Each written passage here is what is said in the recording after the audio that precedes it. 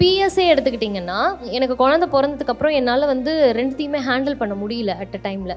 அப்போது நான் என்ன யோசிச்சேன்னா, இல்லைப்பா வேண்டாம், நான் இவனை ஃபஸ்ட்டு பார்த்துக்கிறேன். ஏன்னா இந்த குழந்தை பருவங்கிறது வந்து நான் விட்டுட்டேன், அவனை மிஸ் பண்ணிட்டேன் அப்படின்னா திருப்பி இதனால் யோசிச்சு பார்க்க முடியாது, இது எனக்கு கிடைக்கவும் கிடைக்காது. வேண்டாம், நான் இங்கே இருந்துக்கிறேன், இவன் கூடயே இருந்துக்கிறேன் அப்படின்னு. அப்போது எனக்கு வீட்டில் சொன்ன ஒரு விஷயம் என்னென்னா, நாங்கள் இருக்கோம், நாங்கள் பார்த்துக்குறோம், இப்போ அவன் உன்னை மறக்கவே மாட்டான். எனக்கு என்ன மைண்டில் ஓடுனுச்சுன்னா, அவன் என்னை மறந்துடுவான், அம்மாங்கிற ஒரு விஷயத்த அவன் மறந்துடுவான் அப்படின்னு. அதனால வந்து பிஎஸ் வேண்டாம், நம்ம வந்து குவிட் பண்ணிடலாம் அப்படின்லாம் யோசித்தேன். ஆனால் வீட்டில் கொடுத்த சப்போர்ட் எனக்கு அந்த ஒரு குருட்டு நம்பிக்கைன்னு சொல்லுவாங்க தெரியுமா, இவ்வளோ தூரம் நான் கஷ்டப்பட்டு வந்துட்டேன், இது யாரும் எனக்கு தூக்கி கொடுத்துடல ஈஸியாக.